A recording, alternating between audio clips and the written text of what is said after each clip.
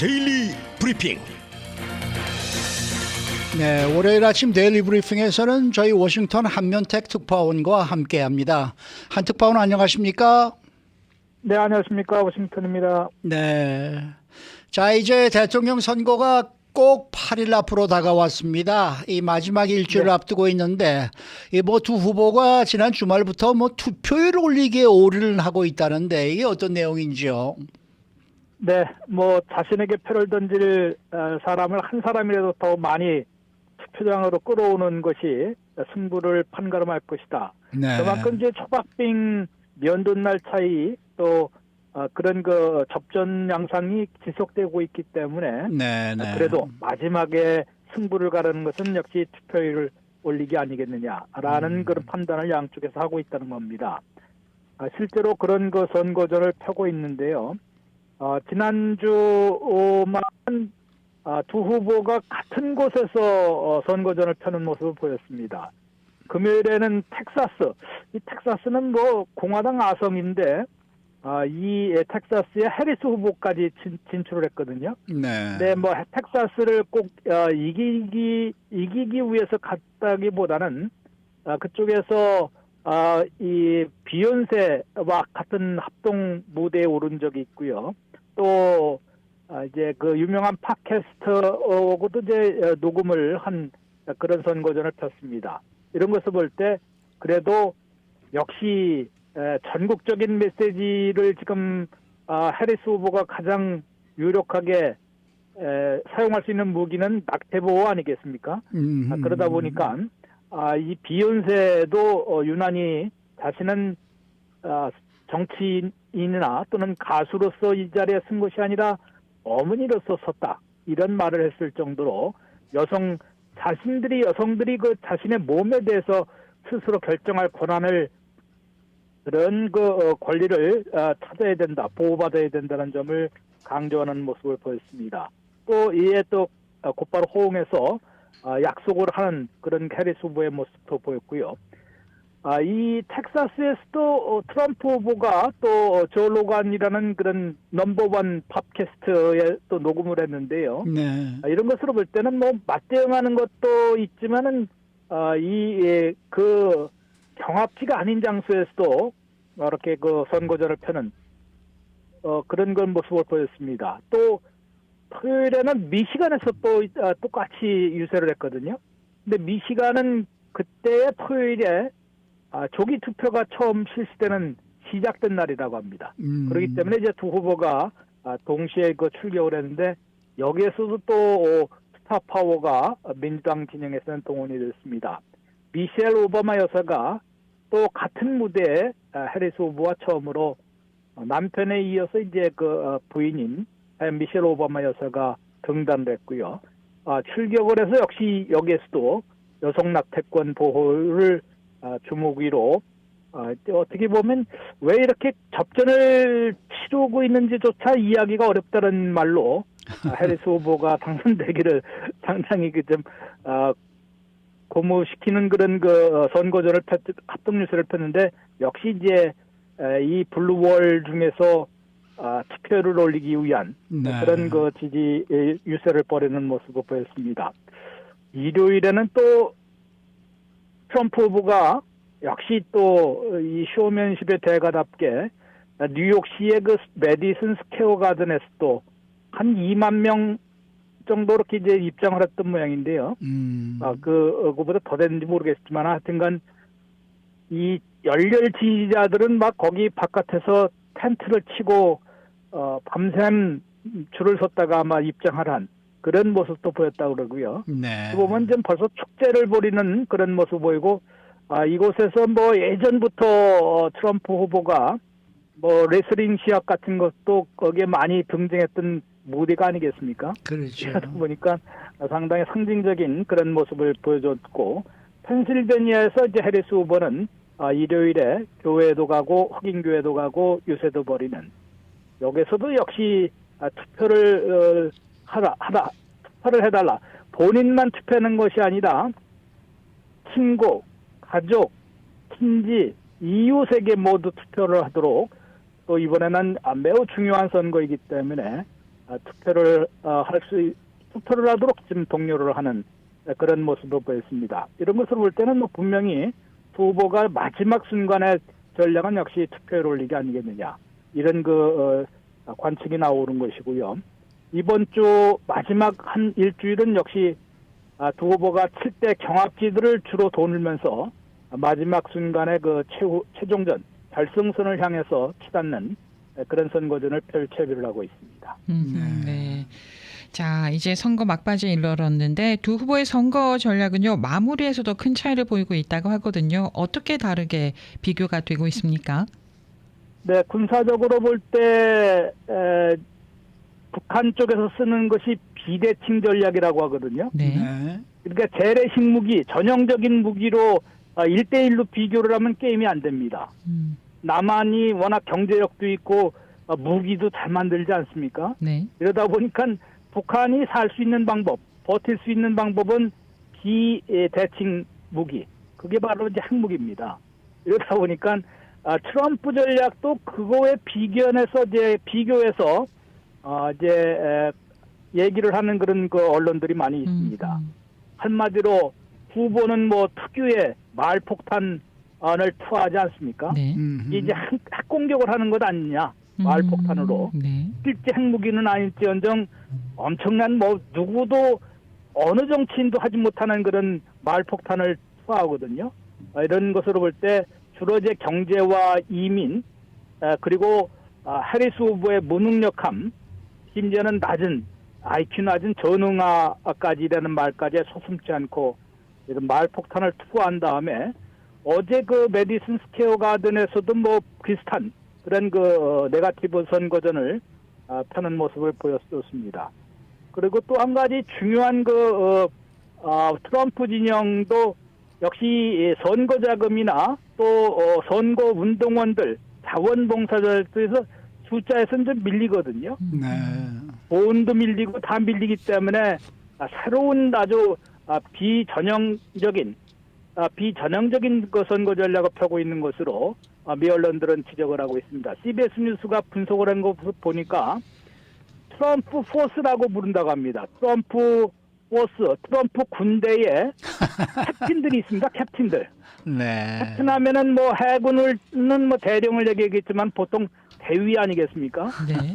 그러다 보니까 이 캡틴들한테 어떤 뭐를 건네주냐면요, 12명의 선거인 명부를 갖다 주는데, 그전에는 트럼프에게 투표를 했었는데 이번에는 아직도 투표하지 않고 있는, 그러니까 잠재적 지지자인데 조금 꺼리고 있는 거 아닌지, 아니면 투표도 안 할 수도 있는 이런 사람들만 이제 명단을 줘서 이 캡틴이 끌어들이는 겁니다.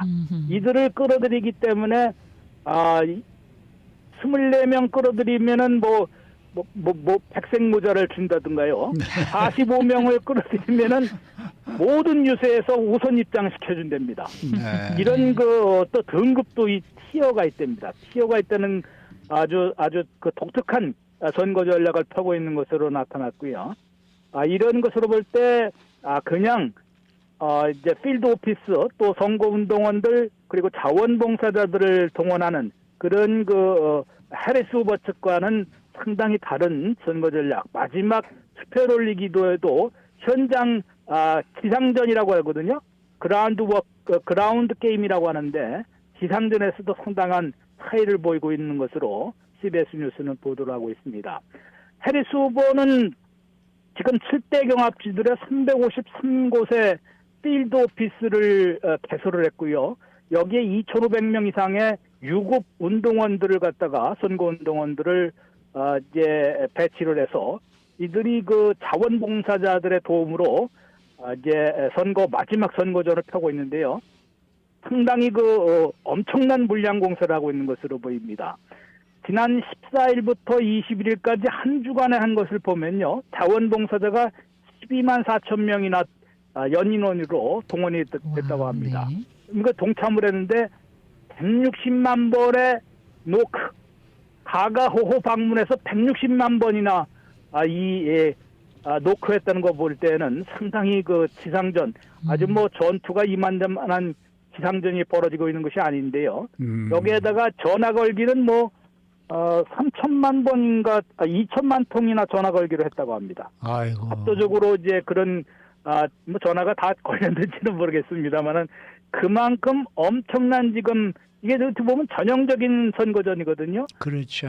예전에도 꼭 이렇게 이제 했는데 이게 1대1 접촉하는 거, 유권자와 접촉하는 거고는 상당히 알게 모르게 상당한 효과를 보고 있다고 하는 것이 정설이기 때문에 해리스 후보 측에서는 상당히 기대를 하고 있다고 합니다.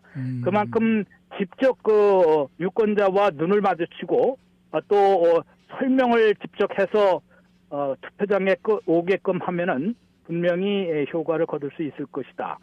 이런 것으로 볼 때 이제 조기 투표율이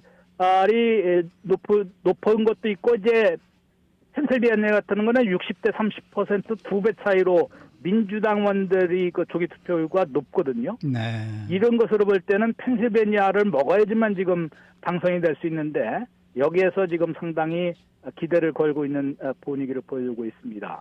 뭐 선거 공중전, 이 지상전 뿐만 아니라 공중전에서는 선거일까지 10월 1일부터 3억 3천만 달러를 쏟아부었다고 하거든요. 트럼프는 2억 1,600만 달러. 공중전에서도 분명히 압도적으로 앞서고 있습니다. 그래서 전형적인 선거 전략, 최종 선거 전략으로는 해리스 후보가 어느 전쟁에서도 공중전만 갖고는 이기지 못하거든요. 반드시 지상군이 들어가서 깃발을 꼽아야 됩니다. 그래서 지상전, 그라운드 게임을 동원한 그 그라운드 게임을 통한 깃발 꽂기 아니냐. 전형적인 지상전이다라는 평을 듣고 있고요. 여기에 많은 기대를 걸고 있는 것으로 보입니다. 네. 자, 이거 뭐 이제 꼭 일주일이 남아 있는데 앞으로 일주일 캠페인으로 뭔가 판세가 달라질 가능성이 있다고 보십니까? 네, ABC 방송은 오늘 전국 지지율에서는 해리스 후보가 조금 만회를 했다라고 글쎄요. 보도를 하고 있습니다. 이게 날짜는 조금 된 것 같은데요. 51대 47%로 4포인트 차이로 벌린 것으로 다시 이렇게 나오고, CBS는 같은 날 오늘 발표된 것으로는 50대 49. 요거는 적극 투표층만 조사한 겁니다. 그러니까 라이클리 보트라고 그러죠. 반드시 이제 투표장에 나올 법한 그런 유권자들을 조사한 것에서는 전국 지지율에서는 해리스 후보가 분명히 좀 만회를 한 것으로 보이는데요. 이 7대 경합주만 보면 아직도 트럼프 후보가 우세한 것이 눈에 띕니다. 특히 그 538이라는 기관은 좀 중립적으로 정평이 나가 있는데 펜실베니아에서 트럼프 후보가 0.3, 또 네바다에서 0.2포인트 앞섰다라고 평을 하고 있습니다. 이거는 자체 조사가 아니라 모든 조사를 종합 평균한 겁니다. 이 트럼프 후보가 펜실베니아와 네바다까지 지금 앞섰다는 그런 결과를 내놓고 있기 때문에 해리스 후보가 여전히 열세인 것은 분명한 것으로 보이고요. 노스캐롤라이나는 1.3, 조지아는 1.5, 애리조나는 1.9로 여기는 조금 더 차이를 벌렸기 때문에 트럼프 후보가 우세한 승기를 잡은 것만은 분명해 보이는데, 이게 뭐 잘 아시다시피 0.3, 0.2는 내일 또 달라질 수 있는 것이거든요. 네. 다른 조사가 나왔고 네. 지금 워싱턴 포스트 같은 경우는 이거 펜실베니아에서는 해리스가 1포인트, 미시간이 2포인트, 위스콘신 2포인트, 네바다 1포인트로 다 해리스 후보가 앞선 것으로 변했다라고 또 이미 보도를 하고 있습니다. 네. 이렇다 보니까 누가 이긴다고 보기가 좀 어렵거든요. 네. 네. 그것도 차이가 1%도 안 되는 그런 차이가 대부분이기 때문에 이것이 언제 어떻게 바뀔지 모르고 네. 지금부터는 또 깜깜이 기간이 될 수 있습니다. 선거 여론조사 네. 결과가 이제 중단이 되거든요. 예. 이러다 보니까 정말로 알지도 못하는, 또 정말 누가 47대 대통령이 될지는 아마 선거일 당일에는 판가름도 네. 안 낼 것 같습니다. 펜실베니아 같은 거 우편 투표면은 그 주말까지 도착하는 거 그걸 다 까봐야 되거든요. 예, 맞습니다. 이러다 보면은 네. 아마 좀 힘들어질 가능성도 있고 그만큼 아주 그 힘든 그런 선거전이 될 것으로 예상이 되고 있습니다. 네. 오늘 말씀 잘 들었습니다. 네, 고맙습니다. 네, 워싱턴 한면택 특파원이었습니다.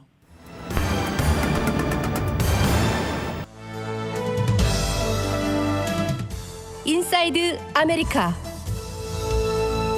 네, 다저스 팬뿐만 아니라 이곳 남가주 주민들은 지난 주말 상당히 기쁜 그러한 시간을 보냈었으리라고 믿습니다.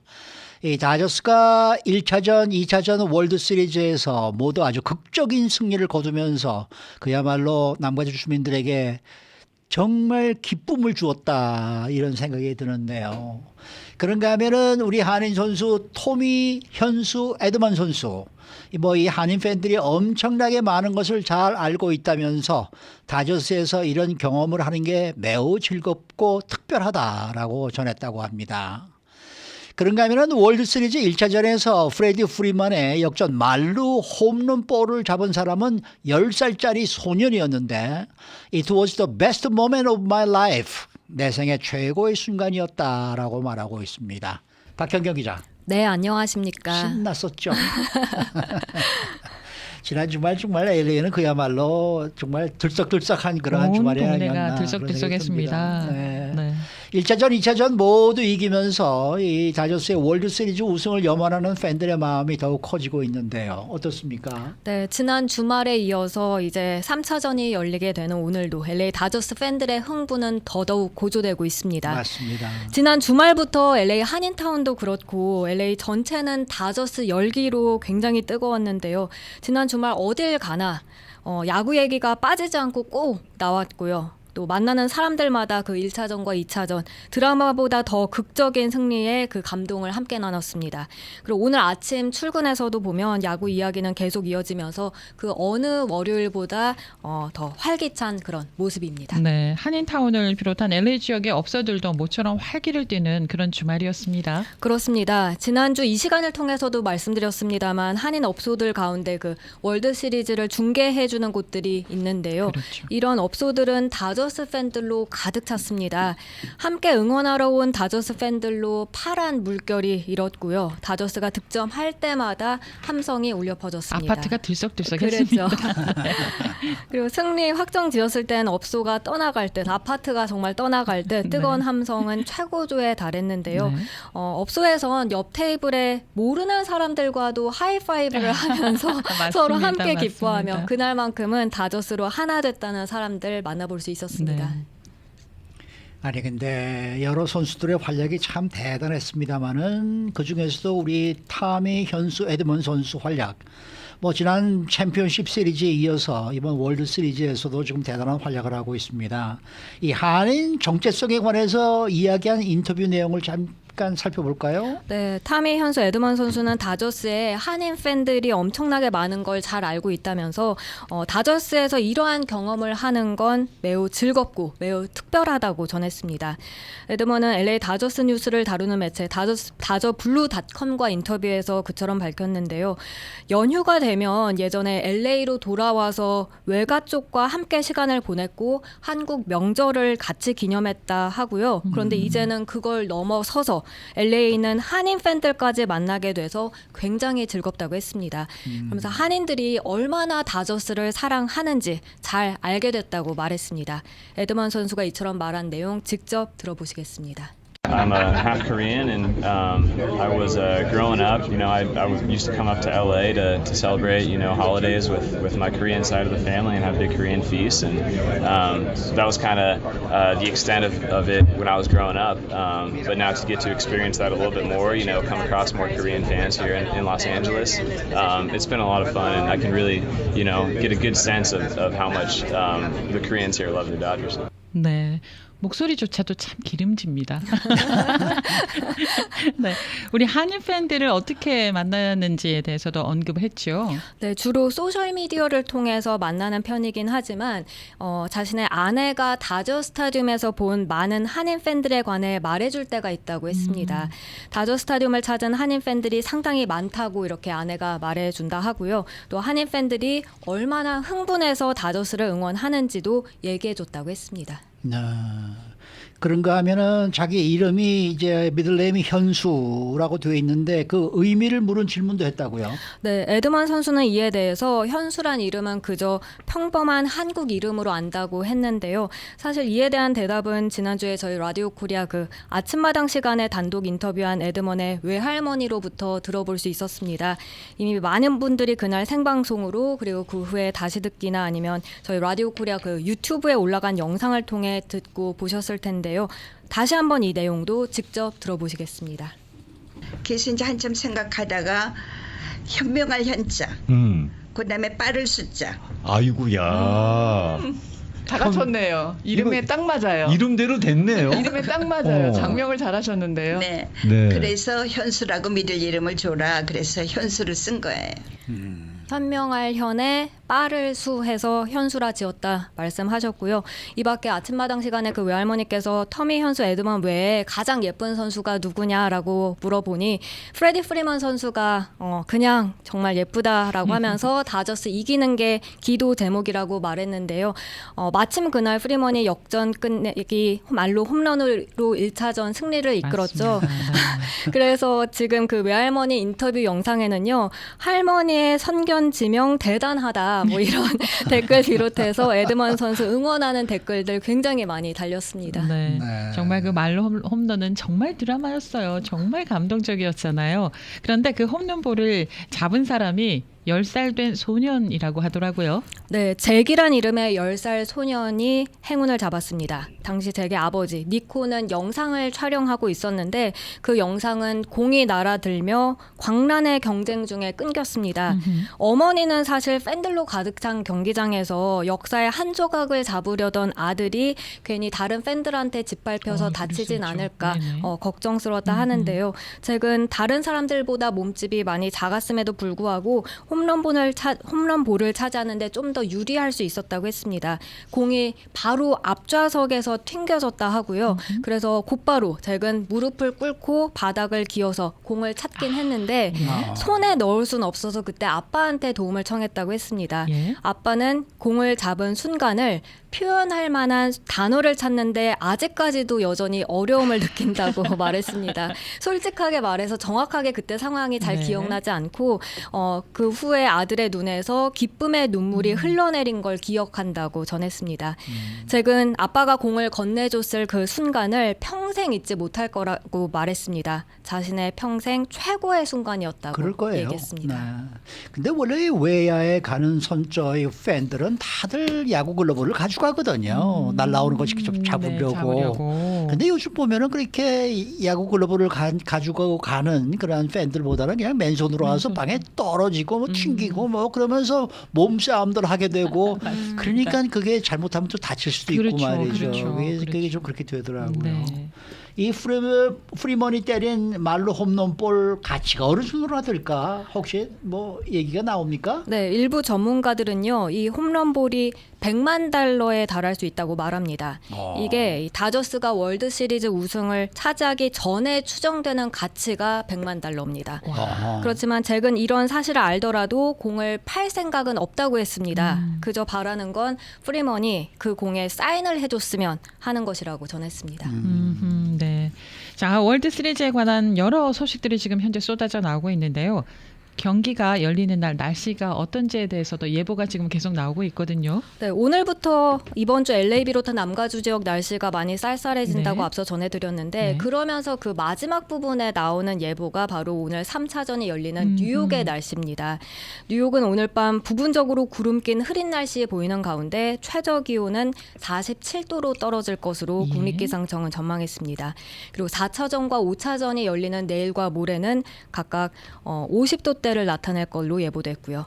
이에 앞서서 지난 주말에 LA에서 1, 2차전이 열릴 때 국립기상청 LA 지부도 소셜미디어에 다저 스타디움의 온도, 풍속 이런 경기가 열리는 시간대별로 이렇게 예보를 전했는데요. 여기서 재미났던 게 편견 없는 예보. 어느 편도 아닌 예보다라고 적었는데 네. 막상 날씨가 담긴 그 게시물에는요. 파란색 글자로 Go Blue라고 적어놨더라고요.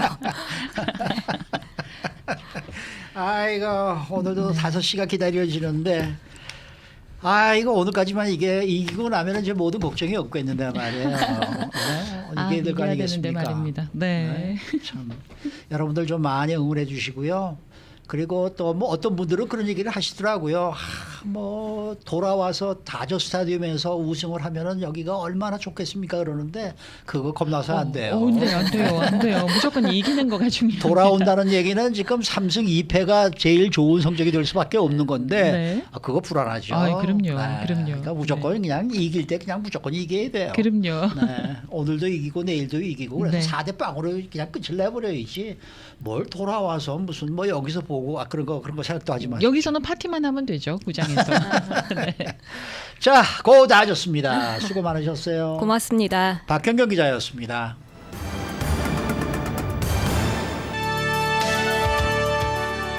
이슈 투데이. 네, 오늘은 노년내과 전문의 이명빈 박사 함께합니다. 안녕하십니까, 임 박사님? 네, 안녕하십니까. 네. 이명빈입니다. 자, 뭐 저도 밤에 잠이 잘 안 오고 그러면은 가끔 한 알씩 먹긴 합니다만은 이 멜라토닌 이거 과연 효과가 있긴 있는 겁니까? 네.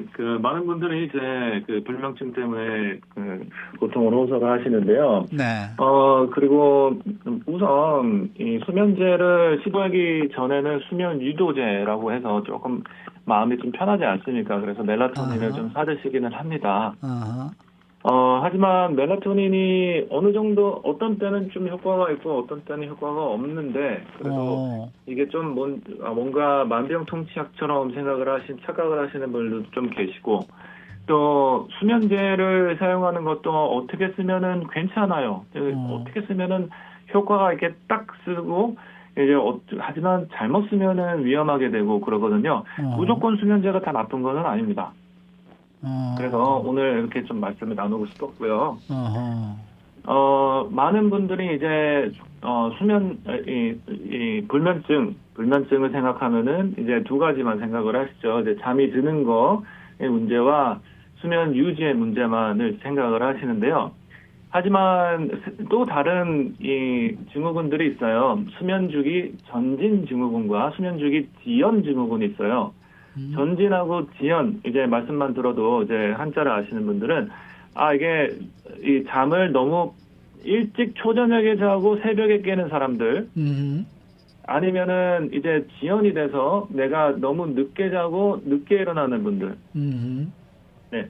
그런 분들한테 이제 예를 들어서 너무 초저녁에 주무시면은 새벽 한 2-3시에 일어나시거든요. 그러면은 괜히 딴 사람들은 자고 있는데 내가 깨가지고, 불안해요. 나는 더 자야 될 것 같은데 이런 오해를 하시기 때문에요. 네. 그런 분들은 이제 조금 더 늦게 주무시기 위해서는 저희들이 멜라토닌을 드립니다.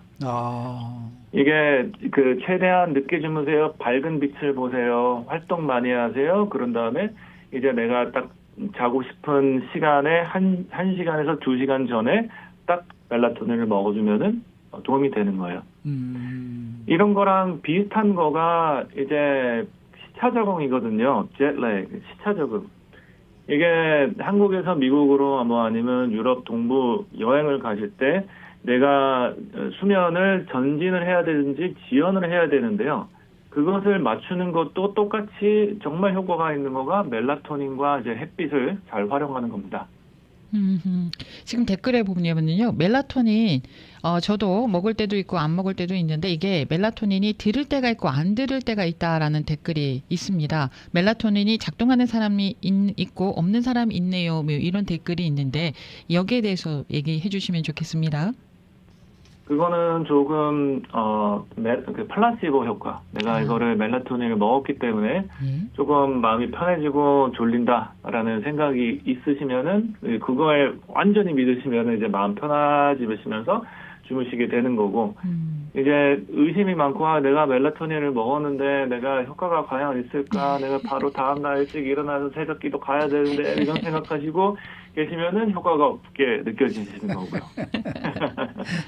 그러면은 우리가 먹는 이 멜라토닌은 어떻게 만든 건가요?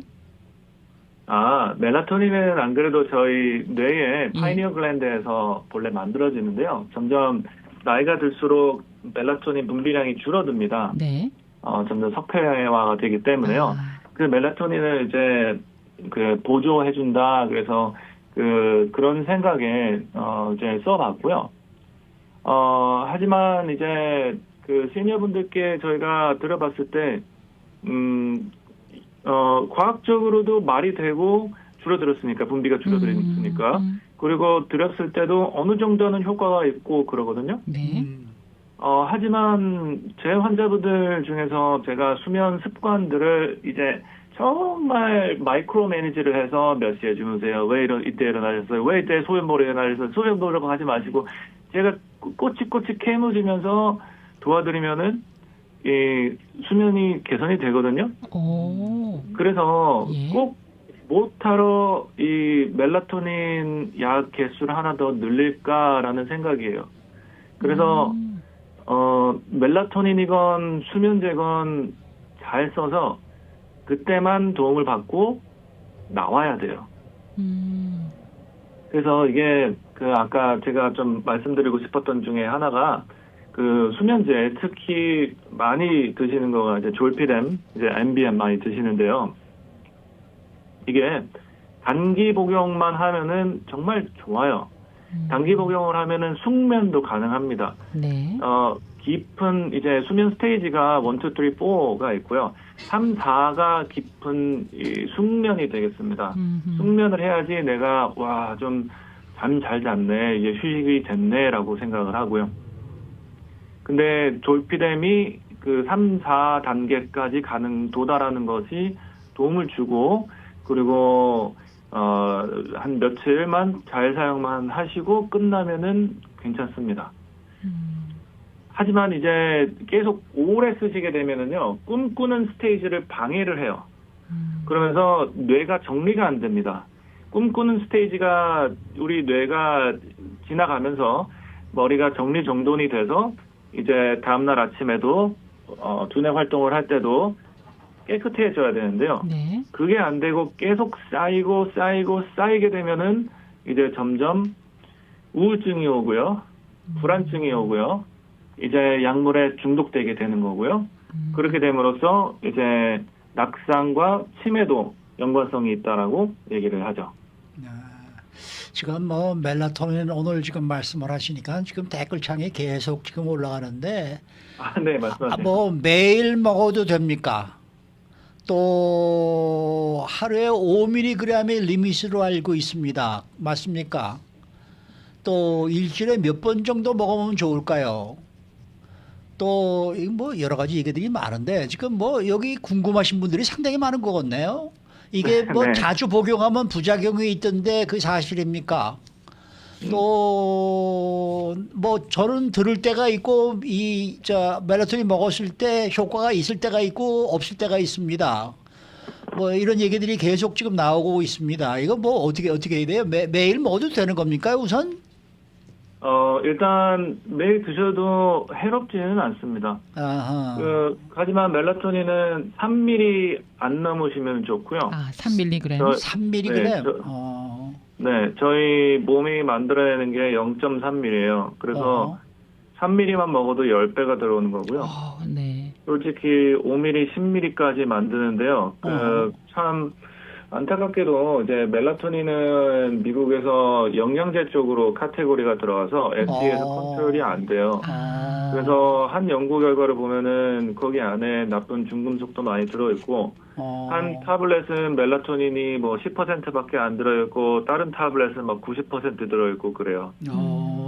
그러니까 멜라토닌이 그렇게 효과 있다라고 생각 안 하시면 좋겠고요. 3mg 이상 넘어가지는 마시고요. 그러면은 이제 보통 그 패킹이 5mg으로 돼 있던데 반 잘라 먹는 게 낫겠네요. 네, 그러면 좋아요. 그리고 3mg짜리도 파니까요. 3mg짜리로 드세요. 네. 일주일에 몇 분 정도 먹는 게 좋아요? 그냥 필요하실 때 좀 드시고요. 네. 꼭 멜라토닌을 먹는다고 해서 마음이 편해지고 잠을 잘 잔다라고 생각하지 마시고요.